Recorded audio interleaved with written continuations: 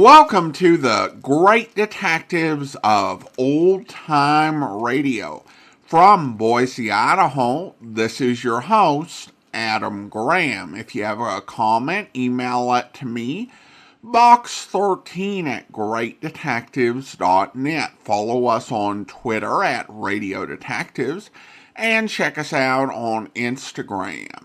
Instagram.com/Great Detectives. If you're enjoying the podcast, please follow us using your favorite podcast software. A reminder, as you're making your travel plans, check JohnnyDollarAir.com. JohnnyDollarAir.com is a Priceline affiliate, so part of the purchase price will benefit the Great Detectives of Old Time Radio with no additional cost to you. So when making your travel plans, remember JohnnyDollarAir.com.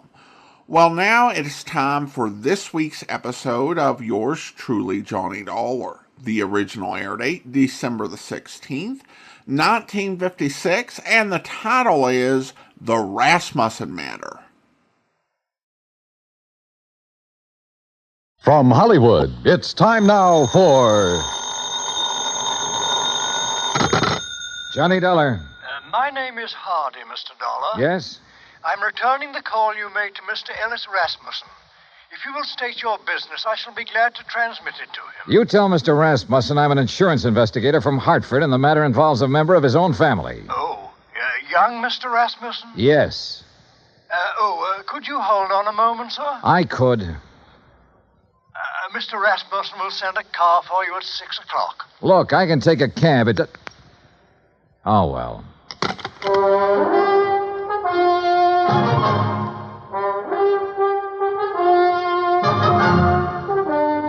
Bob Bailey in the exciting adventures of the man with the action-packed expense account.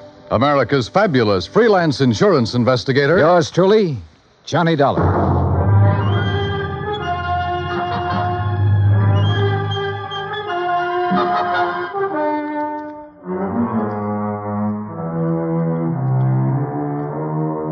Expense account submitted by Special Investigator Johnny Dollar to the Universal Adjustment Bureau, Hartford, Connecticut. The following is an account of expenses incurred during my investigation of the Rasmussen matter. Expense account item 1, $204.35, airfare from Hartford to San Francisco to Los Angeles. Trying to compile the details of the Rasmussen case. I'd been on it 3 days when I was stonewalled in Los Angeles with a Holmby Hills address and the phone number of Ellis Rasmussen. At 6 o'clock, a liveried chauffeur in immaculate uniform stepped up to me at the desk. Mr. Dollar? Yes? My name is Stauffer, sir. I have Mr. Rasmussen's car outside. Well, gee whiz, Stauffer. Ain't it the truth, sir?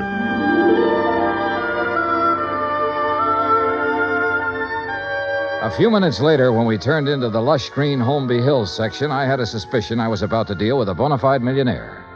When we parked in front of the big two-story colonial home and a man with graying hair and swallowtail coat stepped out of the door, well, I knew I was going to meet the real article. I'm Hardy, sir. Hello, Hardy. Mr. Rasmussen is waiting for you. This way, please. We stopped in front of a huge paneled door. Hardy tapped on it once, then pulled on the knob. As we entered, a tall man with a shock of pure white hair rose from his chair and turned toward us. This is Mr. Dollar, Mr. Rasmussen. I want about 4 fingers of sour mash. What do you want? Oh, you took the words right out of my mouth, Mr. Rasmussen. Very good, sir. He's a pretty nice fellow. We're all pretty nice fellows around here, Mr. Dollar. Sit down.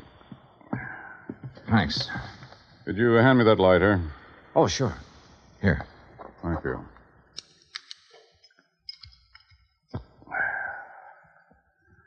What are you doing in Los Angeles? Why, federal underwriters of Hartford wrote a blanket policy for all Imperial Rubber Company employees. Your son was an executive with Imperial when he was killed in Malaya last spring.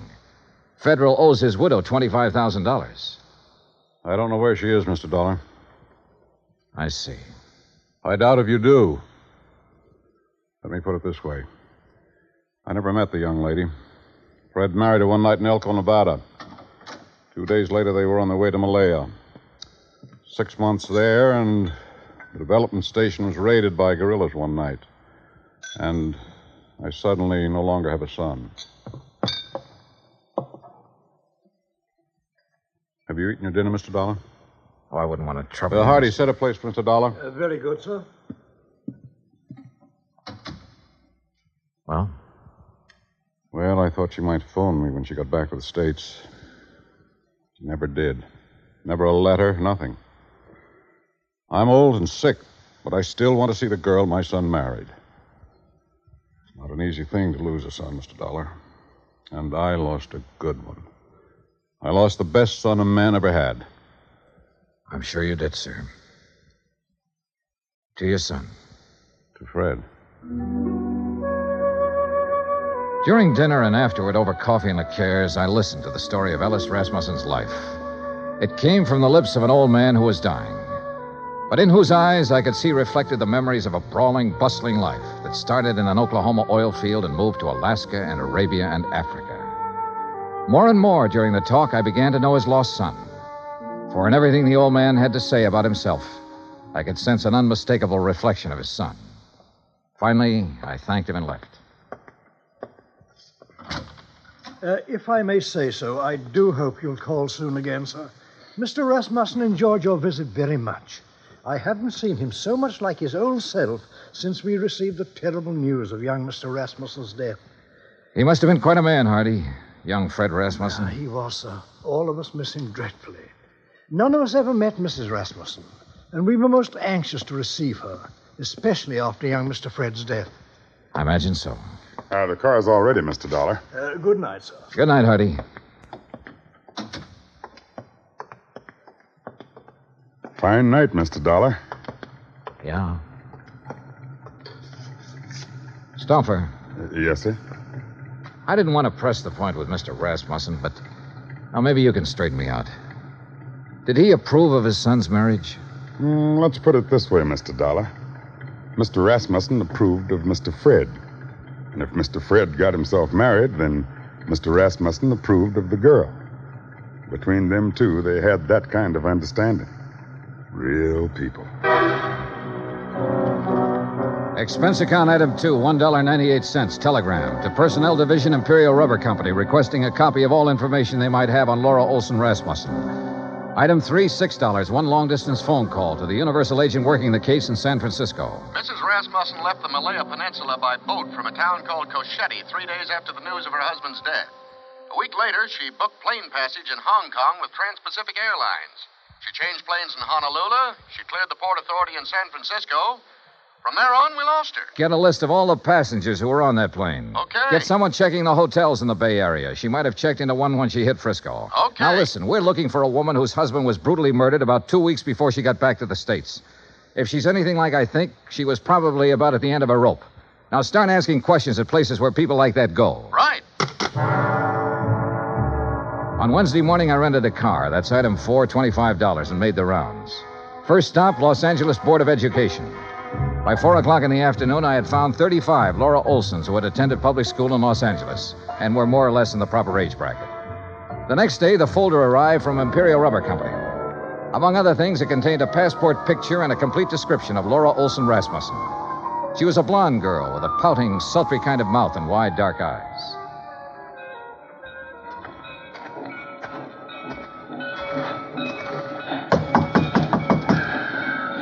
You down there. Yes? What do you want? I'm looking for Mrs. Frances Olson. Are you Mrs. Olson? I don't want to buy nothing. Do you have a daughter named Laura Olson? Are you a policeman? No, I'm an insurance investigator. I'm trying to locate Laura Olson Rasmussen. Well, how'd you get this address? What's that? A picture of her. Let's see. That's my Laura. What about her? I've been trying to locate her for some time. Is she here?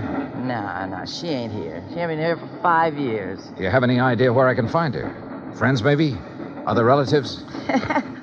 You say her name's Rasmussen now? Yes, she married a man named Fred Rasmussen. Married? Well, ain't that just something?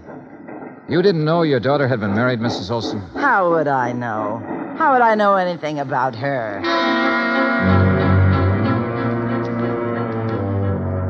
Saturday at noon, a registered letter arrived from the agent in San Francisco containing the list of passengers who had been on the plane with her. 3 of the names were in the Los Angeles area, including a Mr. Oberlin who lived in Pasadena. Well, sure, I remember her. Real pretty. We sat together all the way from Honolulu. What's up? We're trying to locate her, Mr. Oberlin. Did she happen to mention her plans when she returned to the States? Plans? You know, what hotel she might be staying at in San Francisco? Or if she was going on to another city? No, not her. You say that very emphatically. Yeah, I guess I do. You didn't have to show me a picture. You know, a guy always prays he'll meet someone like her on a plane, you know what I mean? Yeah, live it up. Yesterday's gone, she said tomorrow ain't here, and the only thing we got is today. Yeah, we had a swell time. You're sure about this? We were pretty chummy, pal, if you want the truth of it. Mr. Oberlin, did she mention anything about being in Malaya before she boarded that plane? Then she didn't tell you that her husband had been killed a week before. Killed?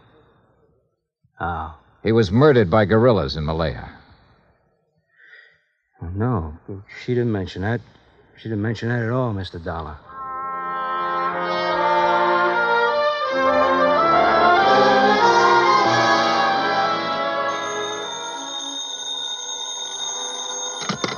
Johnny Dollar. This is Hardy, Mr. Dollar. How are you, Hardy? How's Mr. Rasmussen? He's not so well, sir. That's why I called. Could you possibly find time to visit him? Tonight? May I send a car right away? Is it serious? He's dying, sir.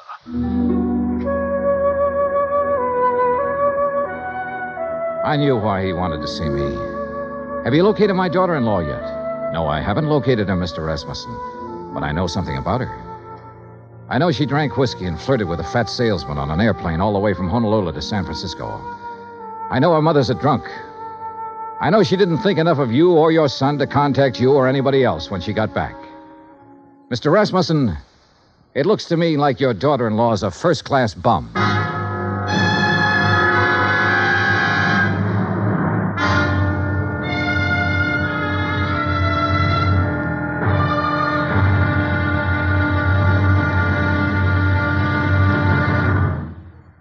Act 2 of yours truly, Johnny Dollar, in just a moment. Our daily lives are sharply affected by world news. And for a complete roundup of the news every single weekday evening, just keep your dial on CBS Radio for the news broadcasts of our famous CBS newsmen, Edward R. Murrow and Lowell Thomas. Hear up-to-the-minute news with Edward R. Murrow and Lowell Thomas on CBS Radio. Now, Act 2 of yours truly, Johnny Dollar, and the Rasmussen Matter.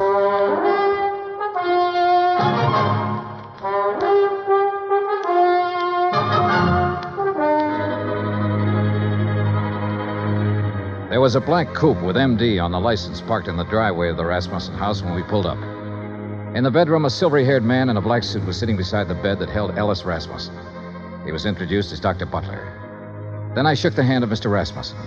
Someone suggested that Dr. Butler might like to use the library for his calls. And I was alone with the old man. If you want some whiskey, I keep it in the sideboard over there. Not now, thanks. I wish I had some news for you, Mr. Rasmussen. We're finding out things, but we haven't found her yet. What things? Oh, things. Nothing important. Dollar, if I judge you right, you know your business. And if you haven't found my daughter-in-law by now, you've certainly found out what kind of person she is. So tell me. I haven't met her. I don't know. You're being evasive. I don't work for you, Mr. Rasmussen. I'm an insurance investigator trying to locate a woman and pay off a claim. If I don't find her, the case will just have to sit, unless you or someone else concerned makes a report to missing persons. Then the cops can take over, and maybe they should right now. My son was a fine man. I can look back on all the years I had with him and be proud of every year and every day. He married a girl named Laura Olson. I don't know where she came from or who she was, but I know my son wouldn't have married her unless he loved her, unless she loved him in return and was worthy of his love. You know a lot, Mr. Rasmussen. Perhaps I should go to the police. No, don't do that. We'll find her, Mr. Rasmussen. We're getting it narrowed down. Well, I'd better leave now. As you say. Mr. Dollar. Yes, sir. I want to see her. Yes, sir. I'm sorry I talked to you the way I did.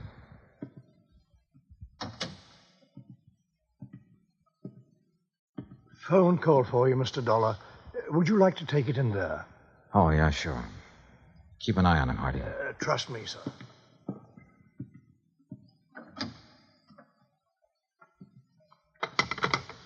Johnny Dollar. This is Officer Daly, Los Angeles Police. Oh, yeah. You the insurance guy looking for a Laura Olson Rasmussen? Yeah, have you got anything? We got her. Huh? She's here with the rest of the girls in the drunk tank.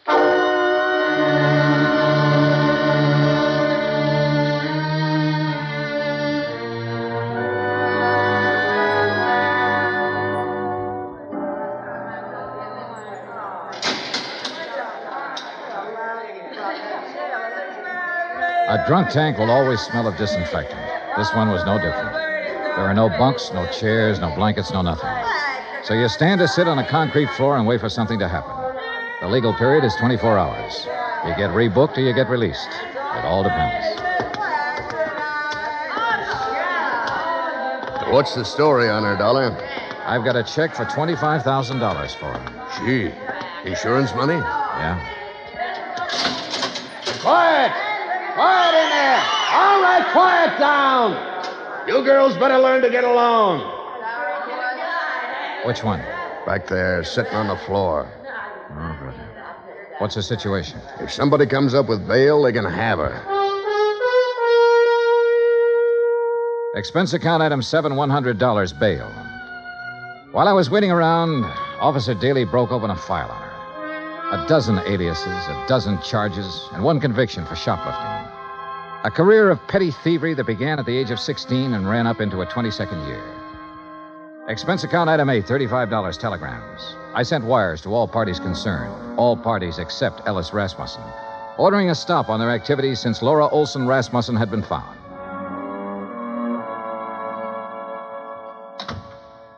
Over there. Who are you? My name's Johnny Dollar. Thanks for getting me out. Why? I did it for a friend. Friend. I didn't know I had any.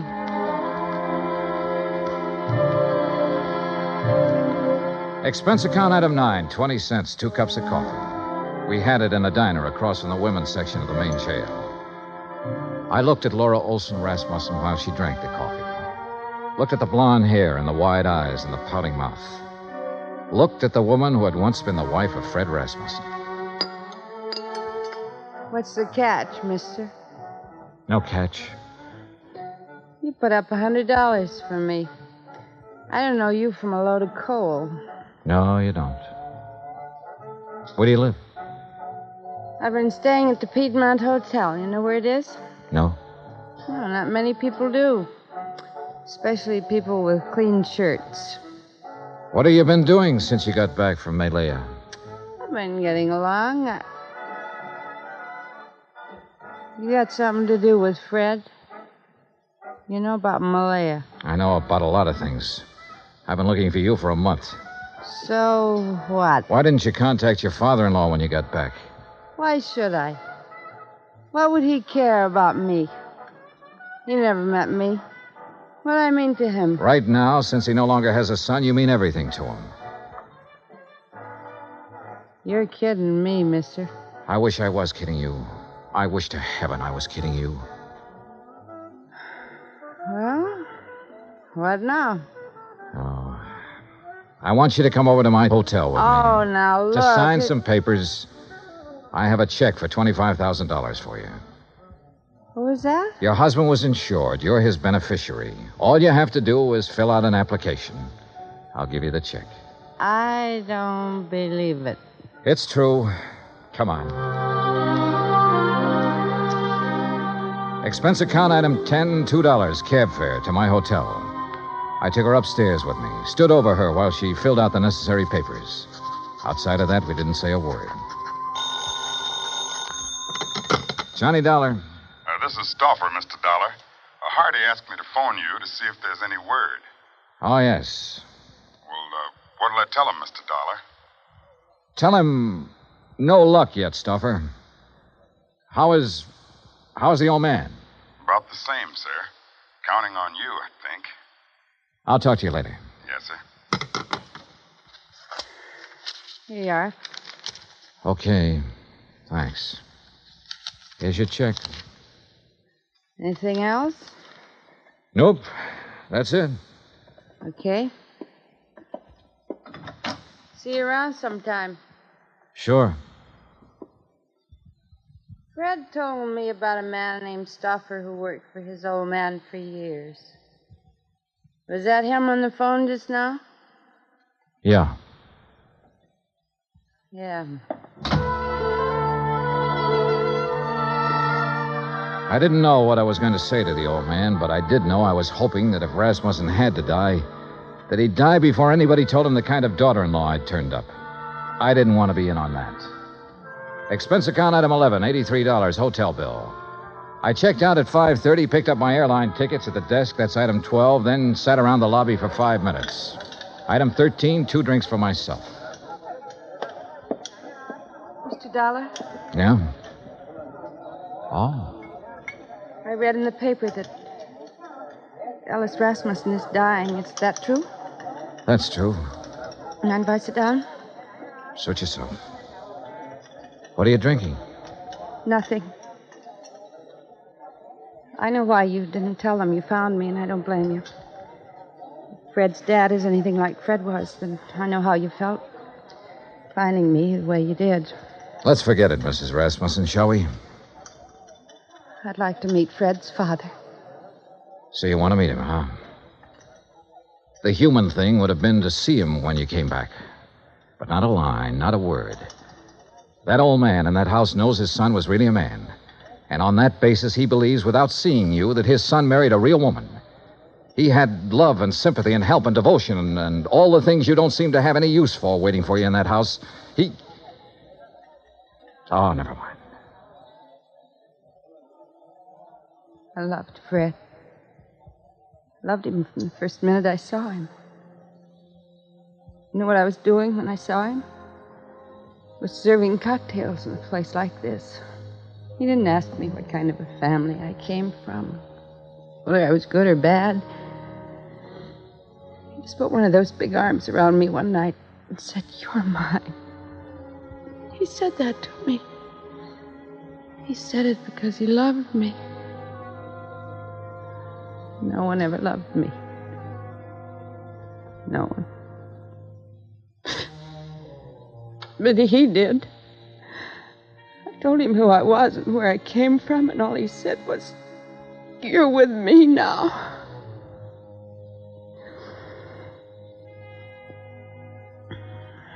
We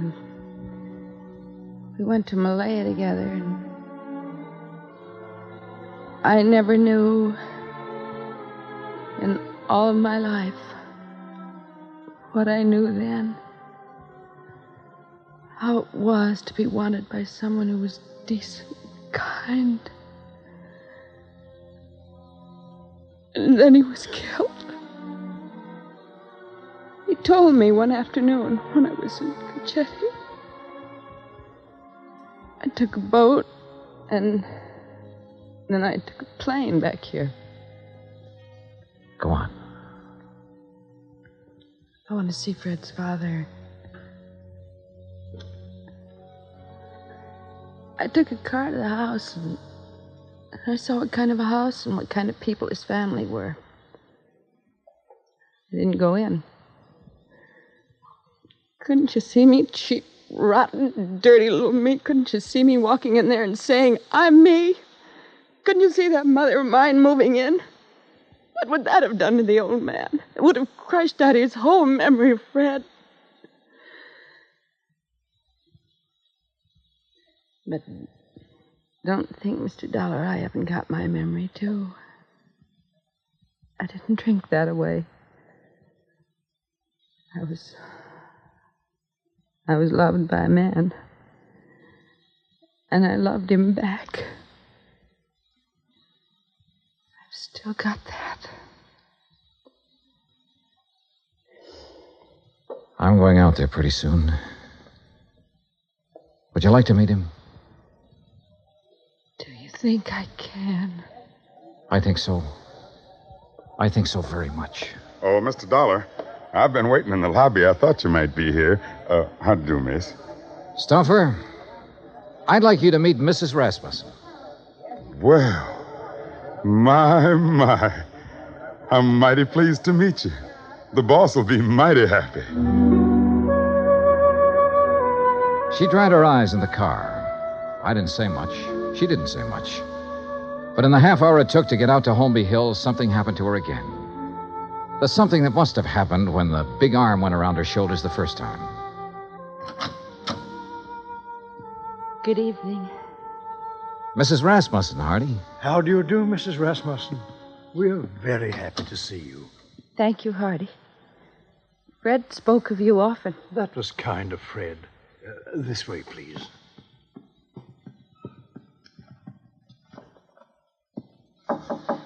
Come in. I think you can introduce Mrs. Rasmussen, Mr. Dollar. Ring if you need me, sir. I'm scared. Laura, if there ever was a man for you not to be scared of, it's that man in there. How can I tell him about myself? I've been in jail. I can't. Watch.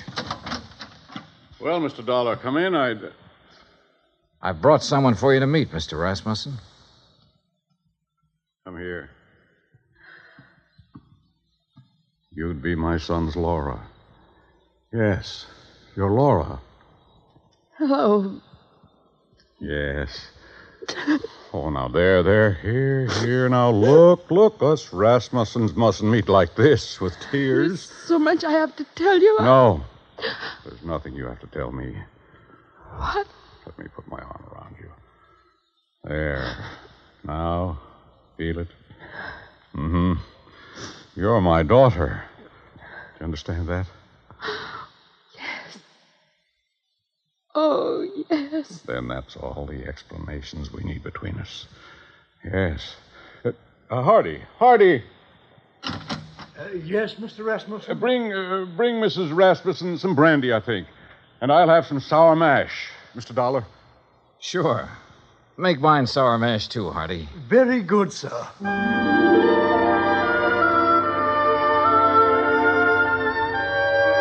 Expense account item 14, $40. Miscellaneous. Item 15, $35, stenographic. Expense account total, $1,965. Remarks? The old man's got a few weeks more. Laura's moving into the house with him to take care of him. She won't be telling him a lot of things about herself. She doesn't have to. You should have stood there like I did and seen that big arm go around her shoulder when he said, "You're my daughter." Yeah. Yours truly, Johnny Dollar.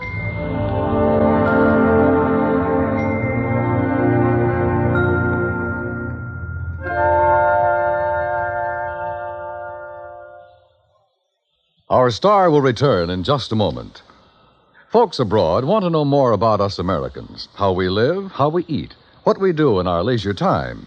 You know something? You can help promote international goodwill by corresponding with someone abroad. For the name of a correspondent, write to Letters Abroad, 45 East 65th Street, New York. That's Letters Abroad, 45 East 65th Street, New York. Stay tuned for 5 minutes of CBS News to be followed over most of these same stations by the FBI in peace and war. Now here's our star to tell you about next week's story. Next week, one cute, tiny little mouse, that's right, mouse, almost scares a big insurance company out of business. Join us, won't you? Yours truly, Johnny Dollar.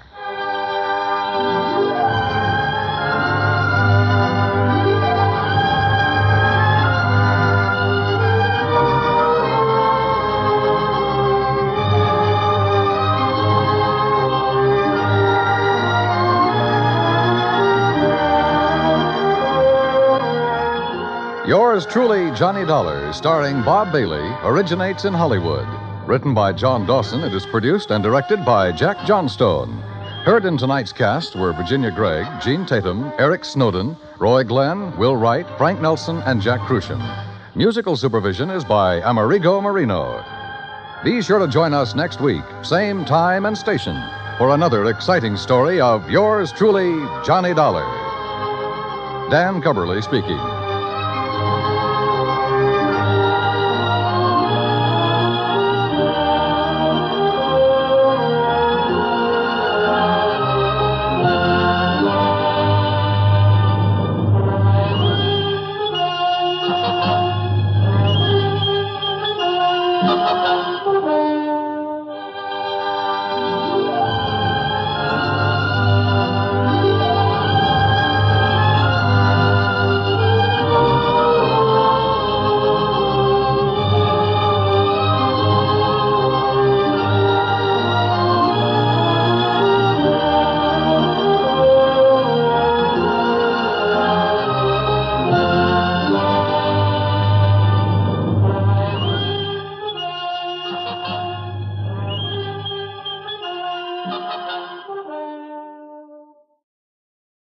Welcome back. What a moving story. I actually listened to it twice today.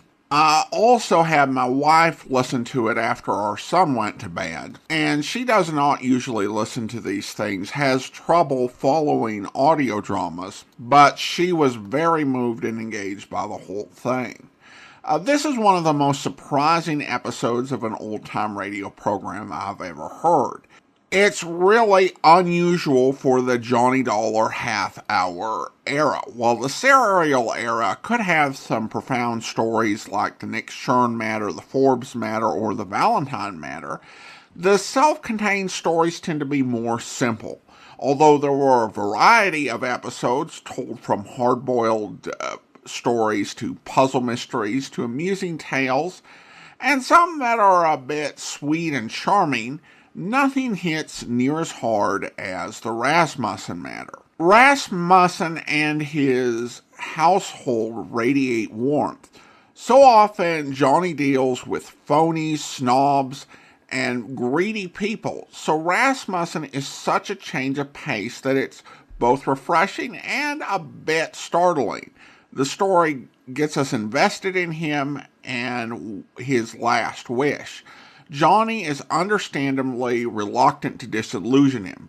We don't meet Mrs. Rasmussen at her best. Just like in the Broderick Matter 5-parter we played about a year ago, it seems like this is a case of someone who didn't live up to expectations, who wasn't the person that someone thought she was, and was a bad apple.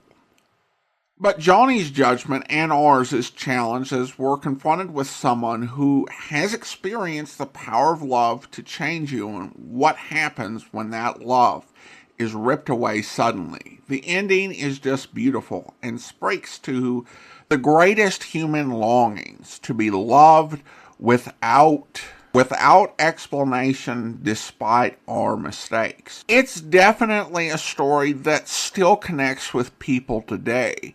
There were quite a few comments on the original episode we posted a decade ago, as well as other YouTube channels that featured the same episode where people talked about how moving it was to them.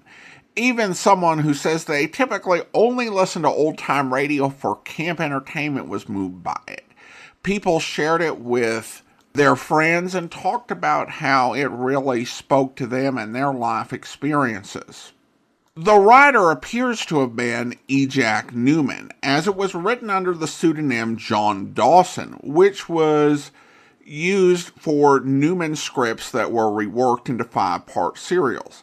I have to say that the piece is strikingly different from anything else I've heard or seen from Newman, who wrote a lot of noirish pieces during the hard-boiled era of detection over radio, and whose work over Johnny Dollar was most often recycled from other programs that he'd written for. Newman was also a prolific television writer. He was the creator of Police Story, and he won an Edgar Award from the Mystery Writers of America for his TV movie, The Berlin Affair.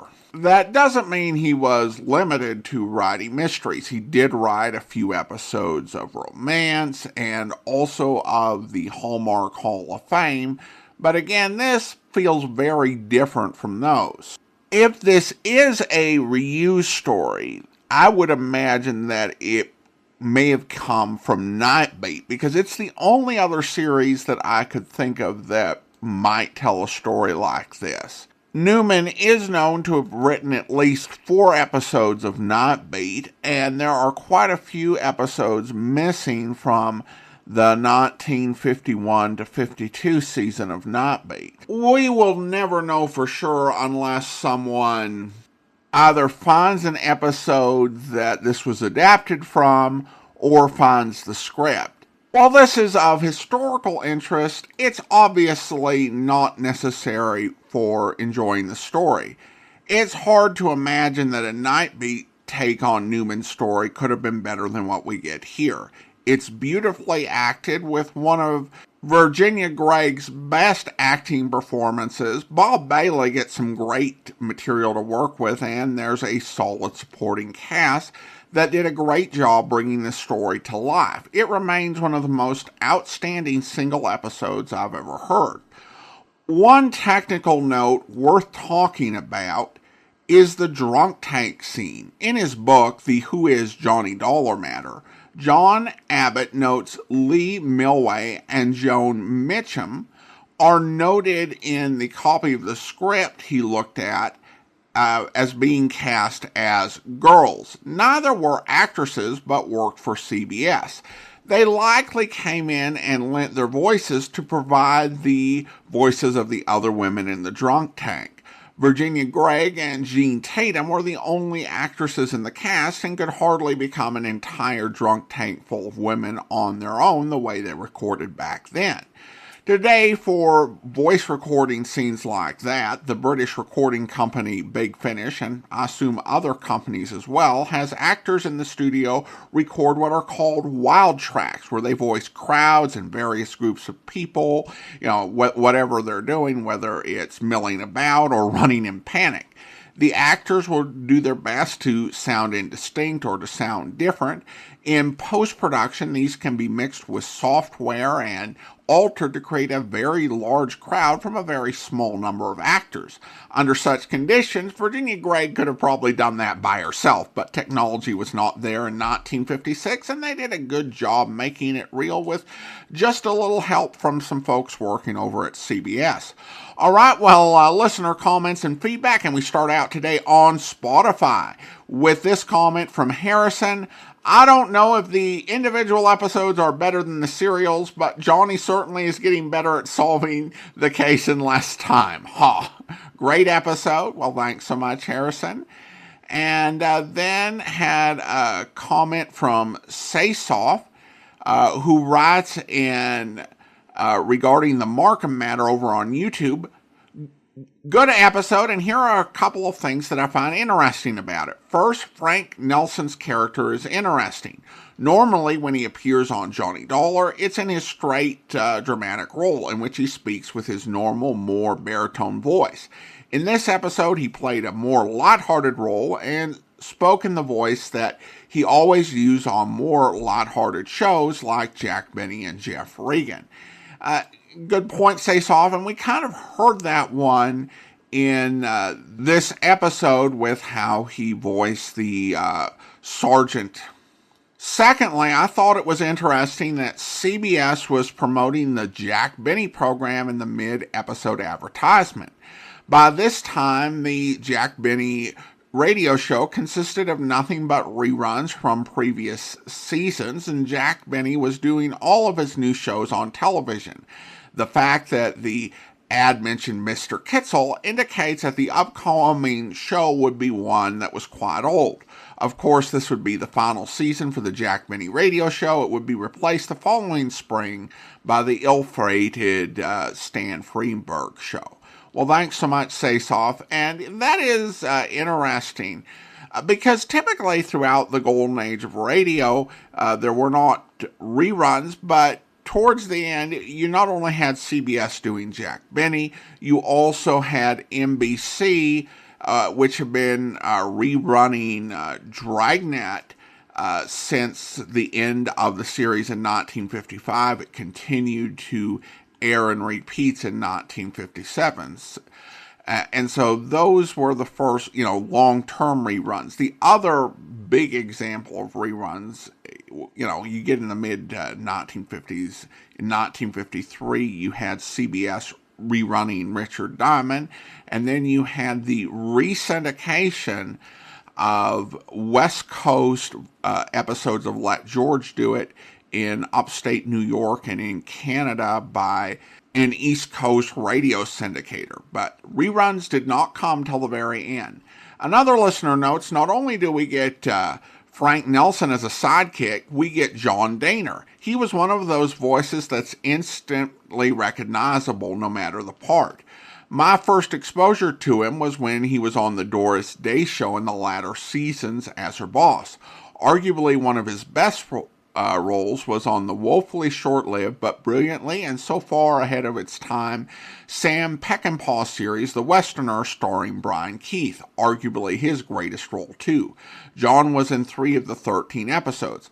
Oddly enough, I've tried to listen to him in the radio edition of Have Gun Will Travel, but I just can't get past the fact that role belongs to Richard Boone. Thanks for the comment, and John Dehner definitely has a distinctive voice. He was, of course, in quite a few of the serials, but one thing with the half-hour episodes is that it does give actors a chance more to stand out than being, lost in like the dozen actors who might appear in a given serial. Now, I enjoyed the Have Gun Will Travel just fine. I don't think it was as good as the television program, though not really down to Dehner's acting. And he definitely has a different take on Paladin.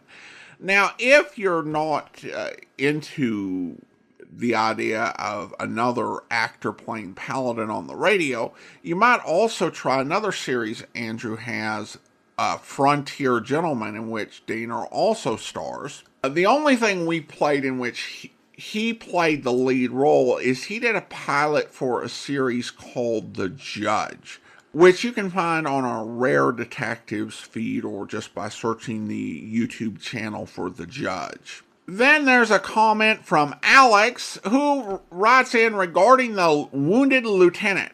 I wonder about the likelihood of a local waiter whose main language was not English parsing the reference from a Kipling poem. Well, Alex, obviously it happened. In all seriousness, it's a fair point that the odds were not great. But I think that the Office of War Information would say, whatever the chance, why risk it? Why risk talking openly when you never know who could be listening? And there are lots of ways you could imagine it. It could be a situation where the waiter had a secret past and would have known about it. Another possibility is that he may have made sense of a couple of the clues, but not the Kipling thing, and repeated it to his contact, and his contact knew how to parse the Kipling thing. But it's a fair observation, and thanks so much for asking, Alex. And then we have a couple of comments from our listener survey, and listener writes, I really enjoyed the Johnny Dollar episodes and appreciate them finding a home on your platform. Thanks so much. And then another listener writes, takes you back to a simpler time. So glad to be of help. Now it's time to thank our Patreon supporter of the day. And I want to go ahead and thank Chris. Chris has been one of our Patreon supporters since August of 2019, currently supporting the podcast at the Shamus level of $4 or more per month. Thank you so much for your support, Chris. And that will do it for today. If you're enjoying the podcast, please follow us using your favorite podcast software. And be sure to rate and review the podcast wherever you download it from. We'll be back next Tuesday with some previously uncirculated episodes of Squad Room, and next Friday with another episode of yours truly, Johnny Dollar. But join us back here tomorrow for Dragnet, where... Here it is. Following 4 men wanted for robberies, auto thefts, and safe burglaries in San Francisco Bay Area. Cliff Small, 19. George Shum, 20. Both escaped from Preston. Julius Carver, 18. Fred Malik, 20. Both Army deserters. Well, that checks out with that APB from SF last week. What do the records look like? Small shot an Army captain during an argument at a bar. On 2 capers, these men shot it out with us and escaped. Information shows all 4 left for Los Angeles several days ago. Driving stolen car, blue Chevrolet, probably using cold plates. Mm-hmm. Let me see those mug shots. Here. Well, now we know who we're looking for. Brother, tell us where? Just a couple of nice girls that got mixed up with the wrong guys. Hey, take a look at these pictures, will you, Tony? Oh, the mugs from San Francisco. Yeah. Says they're in a stolen car, cold plates. That's how these girls were picked up, in a hot car. Huh? I hope you'll be with us then. In the meantime, send your comments to box13@greatdetectives.net. Follow us on Twitter at Radio Detectives. Check us out on Instagram, instagram.com/Great Detectives. From Boise, Idaho, this is your host, Adam Graham, signing off.